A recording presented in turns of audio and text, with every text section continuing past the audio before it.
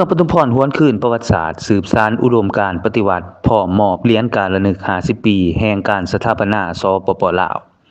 วันที่2กรกฎาคมปี2026ที่ผ่านมานี้เมื่อปทุมพรได้จัดพิธีปาฐกถาระลึกถึงบรรดาวันสำคัญของศาสตร์ของภาคของสากลควบคู่กับพิธีมอบเหรียญการระลึก50ปีแห่งการสถาปนาสปปลาวให้แก่พนักงานราชการที่มีผลงานดีเด่นท่ามกลางบรรยากาศอันสง่างามและเปี่ยมไปด้วยความหมายทางประวัติศาสตร์ พิธีในครั้งนี้ได้รับเกียรติจากสหายสมจิตแพงสวัสดิ์กรรมการพรรคแขวงเลขาคณะบริหารงานพรรคเมืองหัวหน้าคณะสมาชิกสภาประชาชนแขวงจำปาสักประจำเขตเลือกตั้งเมืองปทุมพรให้เกียรติเป็นประธานพิธีพร้อมด้วยบรรดาสหายห้องเลขาพรรคเมืองคณะประจำพรรคเมืองกรรมการพรรคเมืองหัวหน้าห้องการกองบัญชาการปกส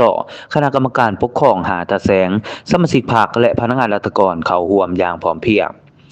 ในพิธีบรรดาผู้เข้าร่วมได้พร้อมกันหวนคืนมูลเสือประวัติศาสตร์และระลึกถึงบรรดาเหตุการณ์สำคัญประกอบมีครบรอบ67ปีวันพาวงศ์พิณหลอมกองพันที่2วีรชนที่ทงแห่หินเสียงขวางครบรอบ66ปีวันวีรกรรมตนคูกยางมหัศจรรย์ของบรรดาผู้นำพรรคและแนวราวหักษา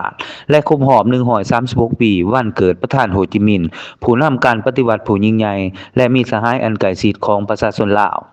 ในโอกาสดังกล่าวสหายสมจิตแพงสวัสดิ์กรรมการพรรคแขวงเลขาคณะบริหารงานพรรคเมืองหัวหน้าคณะสมาชิกสภาประชาชนแขวงจำปาสักประจำเขตเลือกตั้งเมืองปทุมพรและให้เกียรติกล่าวคำเห็นสีน้ำและผ่านเอกสารระลึกครบรอบ66ปี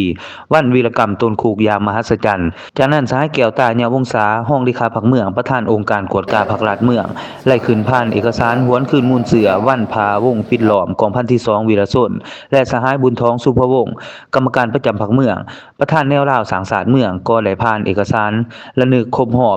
136ปีวันเกิดประธานโฮจิมินห์จากนั้นยังได้มีพิธีมอบเหรียญการระลึก50ปีแห่งการสถาปนาสปปลาวตามรัฐธรรมนูญเลขที่321ปปทลงวันที่1ธันวาคมปี